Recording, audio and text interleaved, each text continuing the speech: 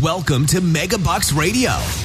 Conversations with successful entrepreneurs, sharing their tips and strategies for success. Real-world ideas that can put megabucks in your bank account. Here's your host, Nina Hershberger. Welcome to today's show. This is your host, Nina Hershberger. And my guest today is Mark Bowser. Mark lives with his family in the Cincinnati area, and he is well known in his ability to teach and train on leadership skills. He's quite the man. He's worked with many top tier kind of companies. But Mark, welcome to today's show. Well, thank you very much, Nina. It's good to be able to be here. So let's go back in time. Tell me your story. You and I, you actually own a UPS store in the Fishers, Indiana area. And I think, if I recall, you've been in the family printing business for a long time. Am I right? That is correct. We used to own the Bright Corporation, which was headquartered out of Anderson, Indiana, which is just north of Indianapolis. And my grandfather bought that business back in 1945, and we ran that for multiple generations. And then in November of 2021, we ended up selling that. That my dad at age 90 decided that he was done. He was ready to retire. And so, wow. I can't understand that. I know. Bob's probably going, well, where were you 30 years ago on that thought? But anyway, that we never thought he'd want to sell it, and but he decided that he would, and so we started looking into purchasers for that, and we found a guy who was interested in the funeral industry, because Bright Corporation was a publisher for the funeral directors. And that probably sounds odd to your listeners, but what it primarily did was the paper products such as the register books, acknowledgement cards, prayer cards, memorial folders. That was the main bulk. And so we sold that then, and my younger cousin and I, we weren't quite ready to retire, and so we decided to look into franchises. And we explored many different franchises, and we just kept coming back to the UPS store franchise. It's not only one of the best in the world in terms of the world of franchises, and I think we're number 2 right now of all franchises that are available out there. And we found one. The blessing was that a store opened up in Fishers, Indiana. My cousin lives just 10 minutes down the road in Fishers from the store, and so it was a perfect fit. I handle sales and marketing and human resources. He handles operations, so it's more important for him to be physically there. And then I go over just a couple days a week from the Cincinnati area. I go over to Indianapolis and make my presence known over there, if you will, and help out where I can. And then I come back and do my other stuff. And kind of sideways in that is my cousin and I, we own 2 companies. We own the UPS store, and then we own Empowering Enterprises, which handles all of my speaking engagements, book royalties, and that type of thing. Okay, so go back to, was it Brightway? Is that the name of the company in Anderson? It was called Bright Corporation. Bright Corporation. So what did you do there? I did pretty much the same thing I do for the UPS store. I ran human resources. I ran sales and marketing. I'm a sales expert, and so that's kind of what I'm known for, that and leadership skills. And so that's I did the same thing for Bright that I did for our other 2 companies. Now, of course, with a small company, many times you wear many hats. So there were many times where it was crunch time, and maybe we had some employees that were sick or what have you, and then we're running out to process orders to get them out the door. So that happens all the time, not only at the UPS store, that happened at Bright Corporation, and that's just the nature of a small business, that you have to put on a different hat once in a while. Well, I got to tell you, so when we moved to Fishers 5 years ago, we were going to build a brand new house, and so we lived with our son and his family for 6 months.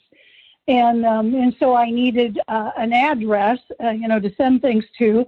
So I looked around, and I found the UPS store that you now own. Now, there's one closer to where we live than your store, but I'm telling you, I have been so happy with that store. Your manager is phenomenal. She's been there the entire time. And but they're always friendly, they're always helpful, and the store is clean. And I grew up in the printing industry as well. My grandmother owned a menial letter shop. For those of us who are a little older, we can remember that smell. That was the pre-days of the copier. And as a kid, I would go in and I'd put the labels on and all of that. So today what we're going to talk about is sales. Maybe another time we'll talk about leadership, but I really want to pick your brain, want to hear your strategies, your tips, because the people that listen to this radio show are business owners. Most of them are brick and mortar, local, Main Street kind of thing, your doctor, your lawyer, your whatever. And so I want to hear your tips on sales. How can you increase sales in a business? Sure. Well, first of all, let me thank you for being one of our loyal customers. That's to let your listeners know. That's how you and I got connected, is through the store. And our manager, Kim, that you mentioned, she is fantastic. She is the heart and soul of that store. We have a very positive staff. It took us a while to get the right people on the bus, but my cousin and I and Kim, we worked very hard to get the right people in the right positions. And now it's running like a well-oiled machine, and our goal is to serve every customer as they come in the door with that smile and to help them go out the door with whatever their need was filled. So thank you again for being one of our loyal box holders, and we really appreciate that. Well, it's now, in terms of sales.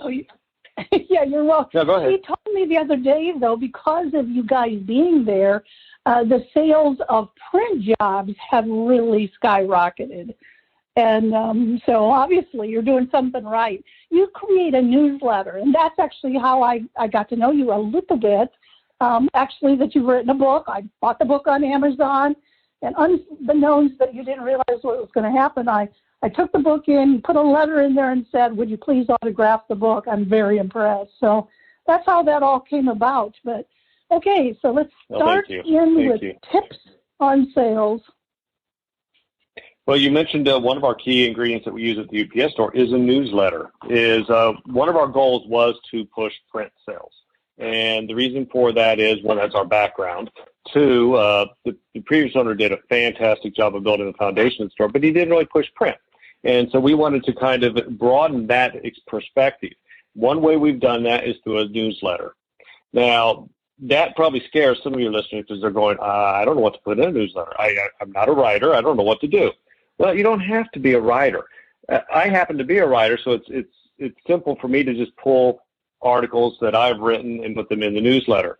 But if you haven't, there are many, many places on the web that you can go to that are basically article directories, if you will. And you can actually pull somebody else's article off there with their permission, and that's why they're on that article directory. And you can actually, you just give them a little bio in terms of, this is by Fred Smith, blah, blah, blah.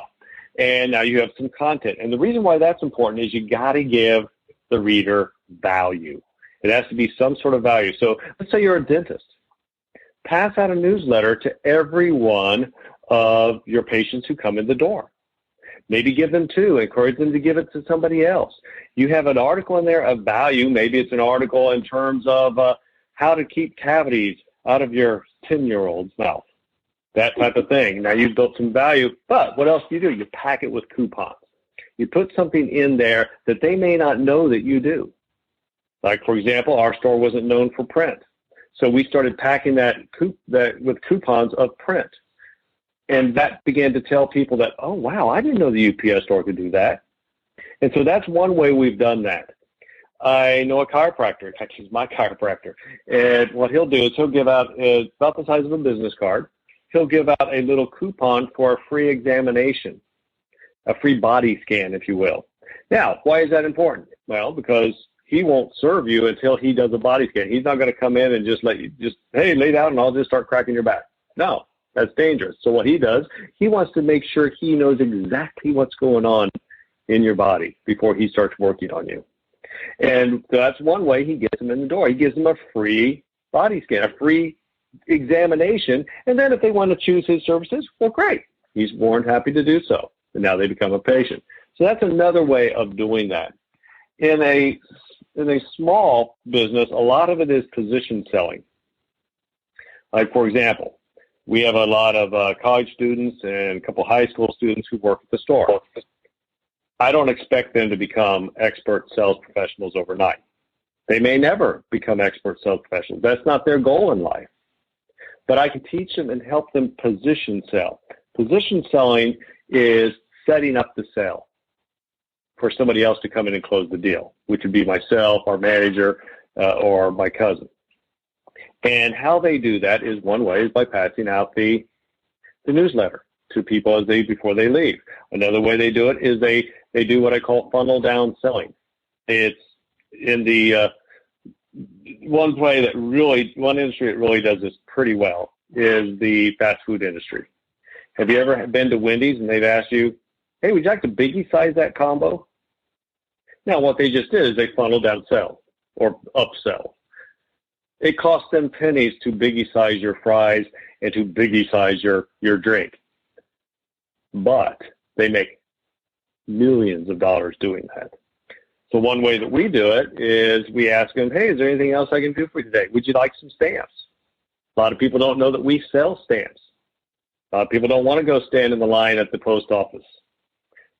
Well, we do that for them, and then they can get their stamps from us. And that's just one simple way that you can do that. And so funnel down selling or position selling, creating value with a newsletter, those are two ways that a small local company can begin to make some footprints with the people who come in the door. So, yeah, I want to explore the newsletter a lot because I'm a very big fan of newsletters. And you're absolutely right. It's not hard. I would say, I got to begin to know you. You always have something about your background, your story, that you guys were cousins. And everybody's got a story. You could be going on vacation. Tell about the vacation. Put pictures of the vacation. Whatever. Maybe you have. I have a humor writer that's written for me since 2010, and he's written my dog blog every month since 2010. And Max is quite famous. Max even wrote a book. So what I had my writer actually pick out 52 of his favorite blogs that he had written for Max, and I actually put it up on Amazon as a Tales of a Dog Named Max. That's great. So your newsletter, people will think, well, it's too expensive. It's really, yours is a 11 by 17 inch sheet that you just folded in half. If somebody's going to mail it, you fold it a second time and it becomes a self-mailer. So it's really very reasonably priced. It is. And you don't have to put it on the nicest paper in the world. If you want to put it on 20 pound, that's fine. I would recommend 28 pound or a little higher. But it can be very, very economical. And for your listeners who may not understand print, what would be the difference? Well, 20-pound paper is a little bit thinner. Now, what that's going to do is if you're going to mail it, it's going to keep the weight down. And so you're not having to, you may only put one stamp on it versus having to put two stamps on it. Well, that may not seem like a lot, but magnify that a couple hundred times. and now you're in some more significant cost. And so that's the difference in those type of things. I just read that the price of postage is going up to 66 cents. So it does I know. It does add, but I say, what is the cost to stay, I say top of mind for your clients. You don't have to send it to thousands of people, but what about the top 100? Or like you do is you pass it out in your location. Do you do that every month, Mark, or is it, how often do you create your newsletter? We do it 11 months of the year. During Christmas time, obviously our peak is from right around Thanksgiving and through January. And so that's a very busy time of the year. And so our November and December newsletter are combined. It's a one newsletter. But other than that, it's every month. Wow, that's really smart. So as you speak, to, because you are a stage speaker, you speak all over. Have you got other businesses encouraged, and are they doing newsletters as well? Well, we haven't really pushed the newsletter concept too much in a lot of the seminars that I do. A lot of seminars I do are what are known as on-site seminars, where, for example, a vice president of sales of a company will hire me to come in and work with his 12 salespeople, if you will. And so more there, I'm looking in traditional selling in terms of helping them to about need assessment, how to ask the right questions, and what everybody wants to know is how do you close sales? And so we're talking a lot about how to do that, and then they're having to go through role plays with me. And what I say to them sometimes is, you can get past me, your prospect is not going to throw you for a loop, because I've heard them all. I've been there forever, and so I could usually say something that's going to make them think that they have to overcome, and that's the key. That's the key about in training is to overtrain them so they're ready to, when the big game is going on, if you will, that nothing shocks them. Or if there's something that startles them, they figure out how to go around it to help serve that customer. And let me just kind of say this too, is I kind of grew up in the Zig Ziglar philosophy, if you will. In fact, I was associated with the Ziglar organization for many, many years. Had the honor of writing a book with Zig before he passed away called Sales Success. And one thing Mr. Ziglar used to say a lot is he said, you are an assistant buyer. Because a lot of times when people are thinking about sales, particularly if you're a dentist or a lawyer and selling is not your main profession or main focus, you've never been trained on how to sell. And so you think about selling as something you do to somebody. Well, Mr. Ziglar always pointed out, selling is something you do for somebody to help serve them. And he said, that's why you're an assistant buyer. Now you're on the same side of the table with them. You're working with them to serve them for whatever it's going to be that helps them. And that's why you don't sell to everybody. Not everybody's the best fit. Not everybody needs what we have. And that's fine. That's fine. Because we want to be able to service them. If I service them, now it's a win-win. And they're not only going to come back, they're going to spread the word. Yeah, I love that. And the reason I bring that out. I love that. And the reason well, thank you. The reason why I bring that up is because selling gets a bad profession. It gets a bad name. It gets a black eye every day. And part of it is because of the mentality that has been preached for many, many years about the selling profession. That selling is those used car salespeople who just try to sell you a clunker that won't last more than a year, or that terrible play years ago, The Death of a Salesman, or that terrible movie that had the line that says, always be closing. Those are all false myths and do a great disservice for not just selling, but the entire marketplace. Think of it this way. Nothing happens until somebody sells something. Yeah. Our entire economy is based on that. Yeah.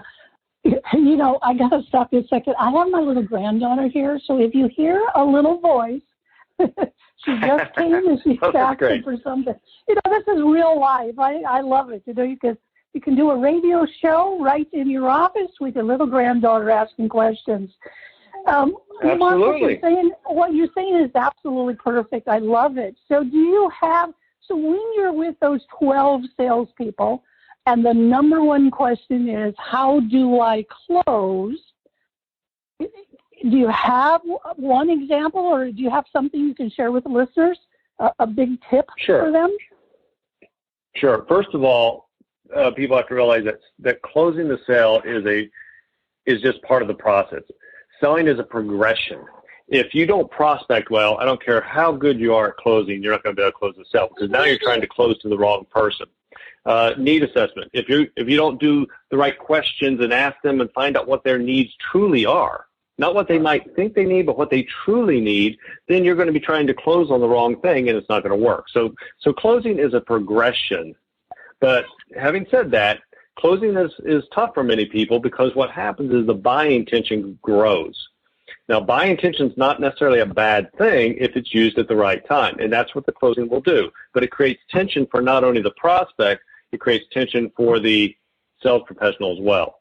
And so the sales professional has to get comfortable with that tension when it's building at the right time. Now, having said that, let me give you one of my favorite closes, because everybody wants to know how to close sales. Is many, many years ago, part of my career, to tell you the truth, is I've had the privilege and blessing of being able to hang out and learn from the best of the best. I think people like Zig Ziglar has been I didn't know him very well. I was an acquaintance of his. I know his son, Tom. But Zig gave me advice throughout the years. Tom Hopkins, I used to get to hang out with his staff and talk to him once in a while. Early in my career, I worked behind the scenes at Peter Lowe's Success Seminars. Now, the Success Seminars were the largest business seminars in the world. And so I was one of the young guys in the back learning the behind the scenes of how those type of seminars work. And so I got to hang around with some of these folks. And another guy that I got mentored by earlier in my career was a guy named John Hammond. John Hammond was one of those crusty old sales guys who had been in sales for decades, knew more about sales in his pinky than all of us know in our entire bodies. Well, I have a close that I just call it the John Hammond close because I learned it from John. And John got tired of day after day, week after week, hearing an excuse from prospects that were basically a push-off. And if you've ever had a prospect say something that just does not make sense, they say something, well, I want to go home and sleep on it. I want to go home and roll around in my brain for a while. Well, what do you do with that? There's nothing you can do with that as a sales professional because you don't know what the problem is. And so John created a close that addresses that. And so when the prospect says something that just doesn't make sense, I want to sleep on it, I want to think it over, you just simply look at him and you say, Mr. Prospect, I know you have a really important reason for saying that. Do you mind if I ask what that is? And then you go silent. And John said that this is not one of those cliches where the first one who speaks loses. There is a truth in this one. Because what's going to happen is the buy intention is going to go through the roof. But 9 times out of 10, the customer will say something like, oh, no, I'll tell you what. The problem is I'm having trouble with, it just costs too much. Or I'm having trouble with, I don't think you can deliver it to me. Now you know what the problem is.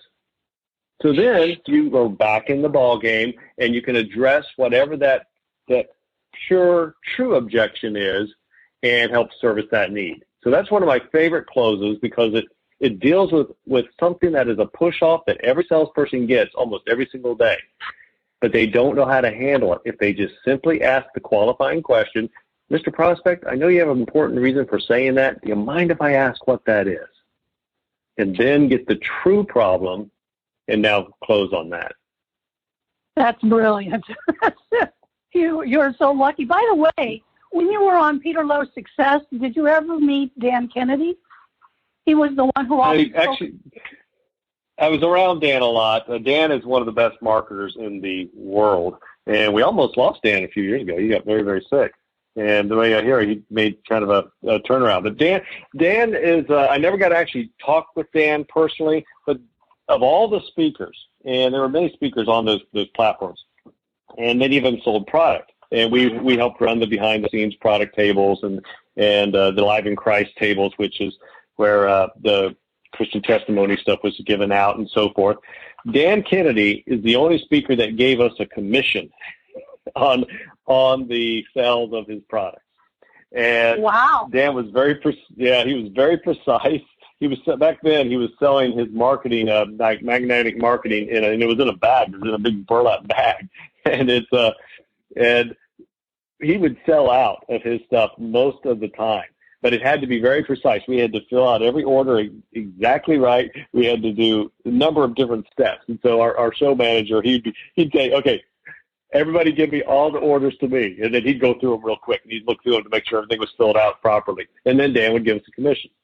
Now, Dan's an interesting guy, too, is that he usually spoke last. These were all-day seminars, and you'd have people like Zig Ziglar, like I mentioned, Tom Hopkins, usually a celebrity speaker. Many times they get like a former president that would speak on there and so forth. And Mrs. Bush spoke on a lot of them, Barbara Bush.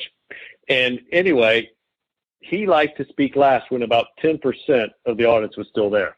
They'd been there for hours. A lot of them had already left, and that's when he loved to speak. And he would still sell out of most of his stuff. And he was just a very interesting guy. But for small businesses, Dan Kennedy is the best marketer in the world, hands down. I mean, he's not big into brand marketing because none of us are Nike. We can't put the TV ads on that's going to cost us millions putting it on for the Super Bowl. And so he talked about direct marketing directly to the consumer or to whoever your customer is. And that works. And so that's why I've kind of followed Dan's philosophy in my marketing and my selling in terms of how can I get face-to-face, voice-to-voice, directly with the person who can buy. And because brand marketing you can't quantify, direct marketing you can measure to find out if your marketing dollars are getting the bang for the buck. Yeah. No, I met Dan in 1994, and he's been my marketing mentor ever since. In fact, just last week, I got a fax from him giving me a testimonial of the things that I do for his clients. So you're spot on. You're right on. Great. I was actually in so I worked at Notre Dame for 8 years, and side story, but I did a marketing campaign for one of the offices there and brought in $1.3 million, and Dan showcased it on one of his magnetic marketing updates. So Dan and I go back a long way as well. So I'm looking at the time, Mark. So we started out, we said newsletters. Then we talked about training for upselling with your staff. So when they come in, we talked then about sales and that one question that is just, converts. We talked about Dan Kennedy being, a master marketer. What other kind of tips do you have for any local business? I think one of the biggest keys is to think about one word, and that word is influence. Whether you're a leader, which I believe we're all leaders, whether you're a sales professional, which I believe that everything is selling, it all comes down to influence. How can you get that person to grab hold of your idea or grab hold of your product or service, whatever it is, and move it forward? Influence is about moving things forward. And so how can you do that? And many times people think that that's moving it all the way at the same time. Now, what I mean by that is sometimes people have to crawl before they can run. And I think sometimes people are trying to push the sale too soon. They haven't formed any rapport, they haven't formed any trust, and they expect the person to buy today. I don't understand why they didn't want to buy that $1.5 million gizmo that I just wanted them to buy. Well, because you just talk to them for 5 minutes, they're probably not going to buy that $1.5 million gizmo. You have to build rapport, you have to build the trust, and to be patient when the sales cycle takes a little bit longer. And that's where the position selling comes in. It may not be the first time they see a newsletter, for example. It may not be the second time they read the newsletter. It might be the 15th time that they read the newsletter. And then now they're coming in and saying, hey, can you do X, Y, Z? Yeah, and, exactly. Well, by George, I can. Well, and I think you must also really believe in writing a book or being an author. Even if you didn't write it, there's always ways to get around that because you've got a number of books. In fact, that was how I found you, was through your book. So talk about becoming an author. Well, I started writing back in about, I think the first book came out around 1999. And that first book was titled Power Nuggets, just little nuggets of ideas to help people succeed. It is now called Jesus Take the Wheel. I'm also a Christian writer. And the title changed is because when another publisher picked that book up, they came to me and said, Mark, we'd like to change the title. We think it'll sell more to women. We'd like to call it Jesus Take the Wheel. So as I was trying to absorb that, I was trying to absorb, it's kind of like, okay, you think it's going to sell just more to women than men? Hadn't thought of that. Second thing was, isn't there a song by that title? And then my third thought was, are we allowed to use that? so they reassured me and go, yes. So that one came out again called Jesus Take the Wheel. Most of my books are in the business area, such as my new leadership book is called Thrown In. It's primarily for inexperienced leaders or leaders that have been technically thrown in to a situation that now they are the leader and everybody's looking at them. It's written in business story form, so people learn through a story that's written a little closer to the novel type genre. I've written Sell Success, I mentioned, that with Zig Ziglar and Tom Hopkins and Scott McKain. Some of our Indiana folks might realize Scott McKain's name. Scott is a mentor of mine. Scott is one of our elder statesmen in the speaking industry now, and he kind of started me as I was young and kind of helped bring me up in the speaking industry. The one book that's a little bit more of an outlier out of the business genre or the Christian area genre is a book called Some Gave It All. And that is Danny Lane's story of his experience during the Vietnam War. And how that came about is Danny Lane is my martial arts instructor. And I was traveling so much, I couldn't go to a gym consistently. So I needed something that would work for being able to do in a hotel room or what have you. And Danny had a video-based program that taught his martial arts skills. Now, if you're not familiar with Danny Lane is one of the top martial artists of all time. He's a 9th degree black belt, former world kickbox champion, 9-time national martial arts champion, and one of Chuck Norris's top black belts. He's good friends with Chuck and has worked out with Chuck for 40, 45 years. And so that's Danny Lane. Well, as Danny and I got to know each other, I realized he's got a story in there. Because I began to realize, he's a Vietnam vet, a war hero, 2 Purple Hearts. And so a little bit of my urging, and I think more of his wife's urging, we got him to open up to tell his story, a story that he had been trying to forget for 40 years through the post-traumatic stress disorder and so forth. And so that one's totally different genre than I'd ever written before. Danny and I co-wrote that, and how our process we even wrote it was a little different. Is I was asking him to go back and remember things that were awful, and so we did it as gently as we could. He would basically just write down his thoughts. He would write down his memories. He's a decent writer himself. He'd write all those down, and through a lot of tears and a lot of heartache, he was able to get that out. And it actually helped him with his post-traumatic stress disorder. And then I would take that he'd send to me, and I would actually turn it into a book. And even some things that startled me, because something you may not know is my degree is in history. That's my background is history. And he was teaching me stuff that I never learned in my history classes. Like, for example, he started talking about these rock apes and the problems they had with these rock apes over in Southeast Asia. And I'm going, wait a minute. Time out. What's a rock ape? I've never heard of a rock ape. And he goes, oh, they were awful. There were these ape things, and they were about maybe 4.5, 5 feet tall, and they walked straight up. And he said at the dusk of night, you couldn't tell what these were. You couldn't tell if it was the Viet Cong or what it was. And the Viet Cong and the North Vietnamese army, what they would do is they would train these rock apes to throw rocks and grenades at our troops. Oh. So it just wasn't the tunnels and the booby traps and the enemy they were facing all the time. They were having to face the elements, including little Sasquatch type things, and they were just awful. And so they were in constant. He said everything bad happened at night. Everything bad happened at night. If he told me that once, he told me that 1,000,000 times, because they dreaded the night.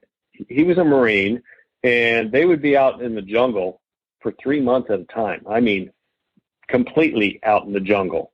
You sleep, you eat, you do everything out in the jungle, and you don't come back. And it was awful. It was awful. But without people like Danny Lane, this country wouldn't be where we are today. we wouldn't be free like we are today. And I know our country has some challenges right now, but nothing compared to that we'd have if there weren't people like Danny Lane doing what he did and going through what he did. And not just then. A lot of, and you hear the veterans talk about it, their talk about it is sometimes living through the war was the toughest battle, because he's fought that same fight for 40 years.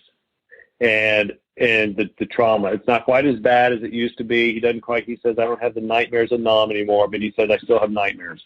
He says, there's always something going on in my brain that now I'm having to go do something to somebody to protect something.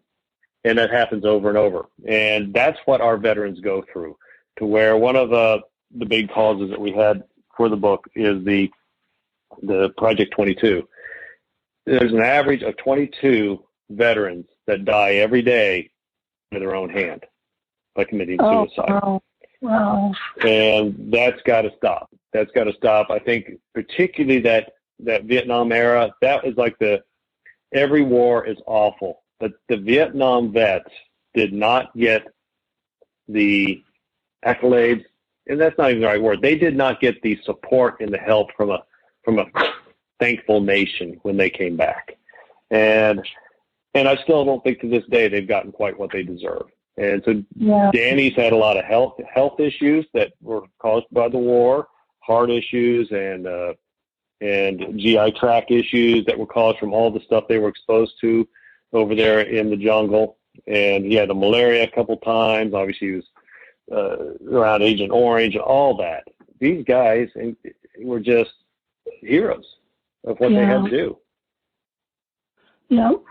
Well, Mark, I am looking at the time, and we are out of time. If somebody would like to get a hold of you, maybe hire you to speak, maybe do you do private coaching for sales, or is it in a group setting? Yeah. Most of mine are in group settings. I do coaching every once in a while, and so if somebody's interested in that, they can contact me and we'll take a peek at that. The best way to contact me is through my website, which is markbowser.com. That's MarkBowser.com. Or if you're in the Indianapolis area, pop into our UPS store on Oleo and 116th in Fishers. And if I'm not there that day, just drop a little note with Kim or Kendra, who's our assistant manager, and they'll make sure they get that to me. That sounds terrific. So thank you for being on the show. I've been jotting down lots of notes myself, but it's always fun to meet another entrepreneur, another marketer, another salesperson, and you are certainly one of the best. So thank you, Mark, for being on the show. Appreciate that. Thanks for having me today. It was great. So this is Nina Hershberger. Until next time, go out and make it a great day.